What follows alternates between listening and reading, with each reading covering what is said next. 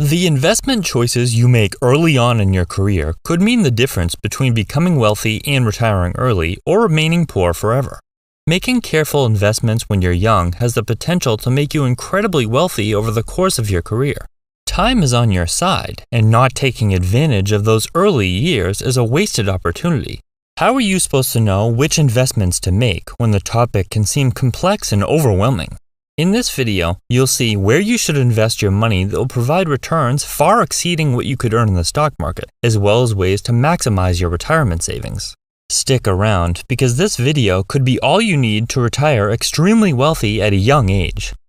My name is Chris, and I help teach people about money, personal finance, and investing. If you're interested in improving your financial future, make sure to subscribe to the channel and hit the like button if this video is helpful. First and foremost, you need to find a means of earning money that will help you reach further investment goals. Investing in a career should be the priority of any individual that hasn't already done so. How are you going to invest in assets if you're earning minimum wage and have nothing left after paying your bills? At minimum, you need to earn enough money to pay your bills and have something left over, even if it's not a lot to start. Investing in a career also means finding something you enjoy, at least enough that you'll be able to put effort in and something that you'd be content doing every working day. Whether this is pursuing a career requiring higher education, starting your own business, or getting a job, think carefully about this choice. Consistent earning over time is what will allow you to reach the next level, and this won't happen if you're skipping around to different jobs, constantly trying new things, and not sticking with one avenue. You have to pay down debt, or at least get it under control to the point where you have extra money left after paying your bills. If a large percentage of your income is going towards student loans, car loans, and other miscellaneous debts, there will be nothing left to invest. Even more important is eliminating high-interest debt. Investing of all kinds entails some amount of risk, but paying down debt doesn't. When you invest in the stock market, there's a possibility of making money, but there's also a chance of losing money. When you pay down a debt with an interest rate of 10%, you're guaranteed to save 10%. It doesn't make sense to take on investment risk to earn a return of 10% or so if the interest rate on your debt is anywhere near that amount.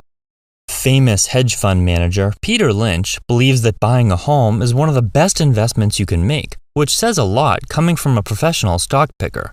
Homeownership is a great investment from the traditional point of view because you won't be paying your landlord's mortgage, but it can also provide an excellent return on your investment. Let's say you purchase an average price home for $350,000 and put 5% down, or $17,500. If the home appreciates 3% in the first year, that's a $10,500 increase, giving you a 60% return on your cash investment. Your mortgage balance is also decreasing with each payment you make. Buying a home makes the most sense when the monthly costs are the same or lower than renting, so if making the leap into homeownership means tripling your monthly housing costs, it's not such a good idea. To take the idea of buying a home to another level and drastically increasing your potential returns, consider buying a property that can generate some type of rental income. First-time homeowners also have the ability to become real estate investors by purchasing a duplex or a triplex, for example. The rental income could cover all of the expenses associated with the home, including the mortgage, and by utilizing a first-time homebuyer program, only a small down payment is needed. This is an excellent move for anyone willing to take on the responsibility of becoming a landlord, because you not only receive a fantastic return on your down payment, your housing costs will also be covered. Perhaps the easiest way to get rich over time is by paying yourself first. This concept is nothing groundbreaking, but it's worth repeating because if you don't do it, you're unlikely to invest at all. Every single week, month, or whenever you get paid, designate a percentage off the top for investing. Do this before paying bills, going shopping, or going out. You could live a better lifestyle, buy nicer clothes, drive a better car, and take more frequent trips, but that money saved will grow to incredible amounts over a couple of decades. Just a little bit of money set aside today could mean hundreds of thousands or millions of dollars by the time you reach retirement age. Investing 10% of your income is a great starting point, and you can increase this percentage as you become better at earning and saving money. You have several high-quality options with the money that you pay yourself. If you have a 401k match from your employer, this is an opportunity to get extra money that you otherwise wouldn't. Matching contributions to a 401k is another guaranteed return on your investment. A Roth IRA is another choice that you shouldn't ignore because the money you withdraw from a Roth account during retirement isn't subject to any income tax. Contributing to a traditional IRA is a great option for reducing your taxable income. With this account, you receive a tax break during the year in which you contribute, but the money you withdraw during retirement is taxed at ordinary income tax rates. A taxable brokerage account provides more flexibility than retirement accounts, but that flexibility means you'll be forfeiting tax breaks. Depending on your income and other factors, the tax savings will vary, but the main advantage of a taxable account is that you can withdraw the money at any time without penalty, just tax. When you make a contribution to one of these accounts, you have to choose where the money gets invested so the cash doesn't sit idle, losing value to inflation.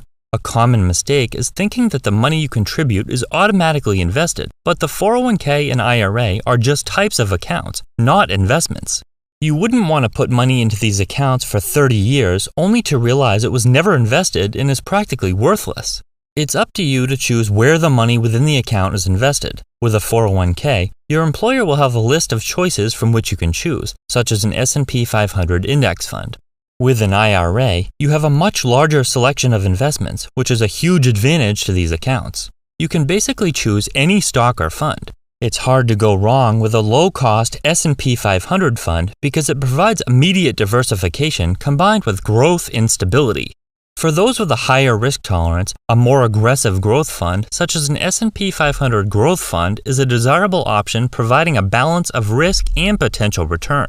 Investing in an aggressive growth fund like Vanguard's VUG means more of your money will be invested into fast-growing companies like Amazon, Apple, and Home Depot. A fund like this will be more volatile, meaning it will provide higher returns when the overall market trends upwards, but the returns will be worse than average when the overall market trends downwards. Over a very long period of time, an aggressive growth fund will, in theory, provide better returns, which is ideal for those with a long time horizon. Just a 2% difference in your annual rate of return will make a big difference over time. However, you need to be prepared to stomach the volatility, and you should understand the trade-off of risk and reward.